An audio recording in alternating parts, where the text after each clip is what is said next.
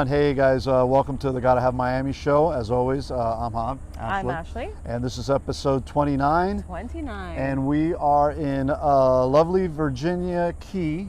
Doing our show. It smells a little. It does Just smell. We'll talk odor. about why it smells a little bit. Smells, yep. So on our show, we talk about Miami real estate and how politics, social events, society, all mixed into one to affect real estate and how that all works together. And today we're probably going to touch on the social social aspect of it. Ashley is going to be talking about TikToking. Looking forward to this. This is real true. And then I've got a little bit of a personal thing that I want to talk at the end, and just really reach out to my clients and thank them for all of their support over the years. And I've got a couple of interesting stories for it. But again, this topic is going to be about the Virginia Key. Obviously, it happened, and we were on site on episode 29. 28. Over 28. We're on 29 now. 29 now. 28. Okay, so we're in 28. We were over at historic Virginia Key Beach, and we were talking about it. A decision that the city of Miami was making for bringing a homeless camp into Virginia Key. So I think when we were over there, we were talking that they were going to vote on it. They voted on it. They voted on it. Oh, great vote, by the way. We're going to get to that. Yeah, so that's how politics ties into real estate. Exactly. A great vote happened. So basically, the commissioners came together and voted that yes, this is where they would like to put their transition zone. First, they voted no. Which is the interesting part, right? They voted no, right? So one of the commissioners, actually, there was 3 commissioners that voted no on the original proposal. Then, after everybody had gone home, which is very typical Miami, everybody had gone home, and then one of the other 2 commissioners got a stronghold on them and said, "Hey, if you want this, we want this." And all of a sudden, the vote changed, and they came back and they approved it 3-2. And there's one thing that I know about Joe Carollo, and let me tell you, old Joe, he knows how to count to 3, and he knows how to get to 3, and he knows it. He knows how to strong arm people, and he did it. So the motion went forward that the study will continue to bring tiny homes and I guess a homeless transitional. Right, with resources, they're saying will be on site here. But there's a few reasons why I think a lot of people, including myself, and I think you, that we don't think this is the best place for it. So if we're going to turn over real quick, and if you look behind us, that's a skate park. And then also Fisher Island is a little bit further down. On your other shoulder, right over there. And I think that's really one of the reasons. I remember doing one of my first adventure races here. It was called the Tough Mudder. And we did actually a couple of Spartan races here, and we used all of this as the parking area back here, and we actually ran the trails, went into the water, and we did a lot of fun stuff. Got messy and muddy, and that's why they call it the Tough Mudder. So a few reasons why we think this isn't a good spot. A, it's protected like wildlife. We're looking at a pretty what is this, a wet hammock? Wet hammock, but and also it's conservation land. Right. It was deeded to the city by the county, and this is where it's going to get really interesting, and this just kind of came up out of the blue. And again, the city of Miami does a lot of stuff, the commissioners do a lot of stuff, but you got to understand that the county are the adults in the room. Right. And the counties deeded this property on a land swap for Loomis Island, which is part of Dodge Island, and Sam Island, and now all of Dodge Island. And for those who don't know what those islands are, where they are, that's where the port is. Where the port, because I didn't know that was their names. That was for the port of Miami. So that it was exchanged in 1982. Right. And it came with deed restrictions. The deed restriction was that this would always be, these 85 acres of land would always be considered parkland. Right. And it had to have certain uses. In 98, 99? 98. 98, 99. The city came in and tried to do some changes. It didn't even get to the county commissioners. But just all in all, this whole idea of the city of Miami to bring people here, and again, it's 2 commissioners that do not want it in their backyard, and they're always complaining about some of the other affluent neighborhoods not wanting it in their backyard. And from what we're seeing is, what's it going to be? It's going to be a bunch of little homes, and they're going to have a fence around it and security. That sounds like a prison to me. Now it's my question. What are you going to physically pick up these homeless people and force them to come here if they don't want to? There was a very interesting chart on that PowerPoint you sent me, And the numbers of homeless people in Miami are surprisingly low. Yeah. I was shocked by the numbers. I can't tell you exactly, but I was surprised at the low numbers. There's very few that are in transition. Right. And that's really where this whole thing comes up. And it's really, if you're thinking, you know, you're in the thousands, you're not. You're not even here. You're not even close. So it's a very interesting topic. But going back to this site as the site for this tiny homes, tiny villages, tiny whatever they want to call them, is like, first of all, there's a deed restriction on it. Right. There are no utilities here. You know, the city of Miami just kind of like did this little weasel change that they changed it from CS zoning to CI zoning, which gives them the ability to run utilities into it. Right. But again, this is a bad idea. And again, this is an idea that's conceptualized by one commissioner. He's always had this idea. He's always had this concept. He wanted it out of his backyard. He's the guy that gave us the Mel Reese. He always wanted Mel Reese to be not a golf course, to be something else. And he's got targets, and he's going to go after those targets until he's out of office. And again, he knows how to count to 3. Right. He knows how to twist arms. But fortunately, in this case, I think the county is going to override this whole thing. Yeah, well, we can hope because I can tell you that the county commissioner that represents this area, which is Raquel Regalado, she is adamantly opposed to it. Yeah. And I think they have the way to stop the production. Not that we don't want to assist the homeless that want to be in transition. Yeah. There's just better areas to do We this. applaud the city of Miami for taking the initiative to really nip the problem in the butt. Yep.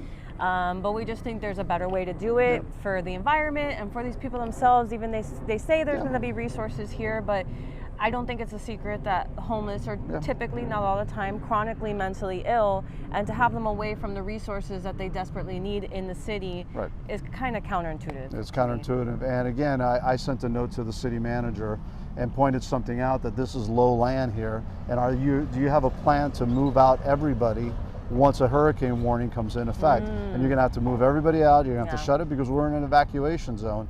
And that's a reality. It's just, again, this is an idea that is conceptualized by one individual and pushed by the fact that he knows how to count to 3, and he's just going to put it out there. He's a great politician. Yeah, it's not going to happen. Yeah, it's not going to happen. Boy, is he? He's been around Miami for a long, long time. So again, I think that's. I think we're in what I call the county, and again, a lot of people don't agree with some of the things the county does, especially if you're in the city of Miami, but at least the county, they're the adults in the room, and I think they're going to take this and say, yeah, no, we gave you this property as parkland. Yeah. We didn't give it to you as occupy it with any kind of structures or homes or anything of the such. So take your plans elsewhere. So take your plans elsewhere. And the county's offered, even the county said, hey, listen, we've got properties that we can do this in. Right. So we're willing to do this in the county-owned properties. Yeah. Which is a big move, and I think that's what's eventually is going to happen. So we'll continue following. Yeah, we'll continue following, and we'll keep you posted. Now, on to TikToking. What the heck is TikToking? Put a camera to your face and what do? You take and talk? Videos. What do you do? You make videos? TikTok, it's an app, and it's kind of fun to make them. Really? So I started posting some real estate TikTok videos, basically just putting some info out there for everybody to absorb, make their real estate decisions, be in tune with what the market's doing. And I try to keep it like very straightforward and simple language. I don't want to get all complicated and real estate-y. I want to keep it like straightforward so everyone all those can statistics understand. that don't make any sense to anybody. So But I did talk about one thing today, inventory, and how inventory defines like a buyer's market or a seller's market. It's always a seller's market. That's Hov's opinion, always a seller's market. But the gist behind it is if there's more inventory, then it's a buyer's market. That's what they say. It's always a seller's market. Right now, there's less inventory than there are buyers looking. One thing I hear a lot of buyers saying is, I'm waiting for the bubble to pop. So no bubble. The chart that I put on TikTok today and I talked about really shows the difference from the 2008-10 bubble to where we're at now. I mean, it's on opposite ends of the chart in the sense of inventory. There was a bajillion inventory 10, 12 years ago, and now there's nada. No. So I talk about that on TikTok if you want to check that out. All right. So where do we check it out? On TikTok. But how? Where on TikTok? What do you just go to TikTok and say what? Say Ashley in Miami. Ashley in Miami? Ashley in Miami. There you go, Ashley in Miami. No Javi in Miami.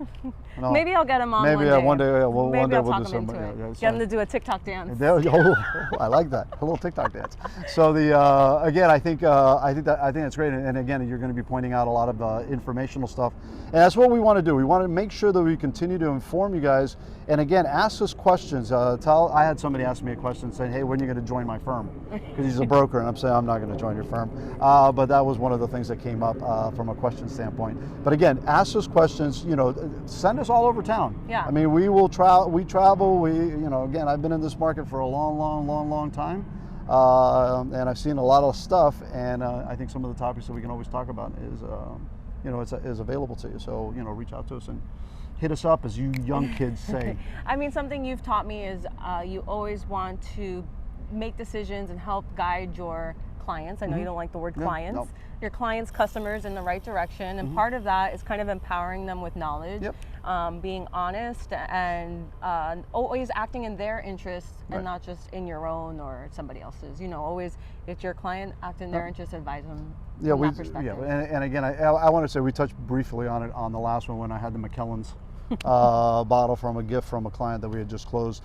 And I can't stress it enough. I've probably been involved with maybe thousands of individuals over my career in real estate, and I always try to go in with their best interest in mind, and it's always going to be that way. And I want to thank everyone that's really trusted me and put their trust in me in trying to assist them. And Ashley just pointed it out. My strategy, or not strategy, I think that's the wrong word, the way that I operate is to try to inform and try to educate so that you, the buyer or seller, can make the conscious decision as to what is the right transaction for you. Yeah. And again, I don't get everything right. I wish I did. It would have made my life a lot easier over the last 21 years. But just understand that we will always go in with your best interest in hand. And I just gave up a $1.6 million listing because I felt that the seller was being manipulated by somebody, and I just didn't feel that I was going to be comfortable, and I don't want to, you're giving up, $40,000, $50,000, $60,000. And I've done that a lot of times in my career, and I've done a lot of pro bono stuff, and I feel that the more that you give to your clients, to your relationships, to customers, I think you get it back tenfold. And I never go into any kind of deal looking at the price tag. You look at it for how I can assist this individual. Right. And there's been many times when I've said, no, we ain't buying this house. But how we want it, it's the best. No, it's not. And then if you want it, we make you write something on a piece of paper so 2 years later you don't come chasing me down. But again, I want to thank everybody out there, and I really want to take particular thanks. And this is another little thing that just happened is I've been assisting. It's an actual an investment property. Okay. We don't get paid on the investment. I mean, the tenants have been there for about 4 or 5 years. We don't charge a renewal, but it's part of our, services that we stay involved with the property. That's why we, have about 60, 70 properties out there that we take care of. And we've been going through a transition. It was a new tenant coming in. Yeah. There were some things that they needed to get done in the home. We got those things done. We still have a washer dryer that's making all sorts of racket. And I got a really nice note from the landlord saying, hey, Hob, can we throw you a couple of bucks for your Scotch fund? And I'm thinking to myself, it's very courteous. And of course, anytime that you want to throw a couple of bucks into the Scotch fund, send them over. We're in. So I want to thank that particular individual, and I really do appreciate the fact that he thought about it. Yeah. And again, to all of our clients, our friends, our relationships, I thank you from the bottom of my heart, and just know that we will continue to be here. Ashley's in the same mental. I'm in the same mental direction. Right. I have a mentor, so I'm picking up habits.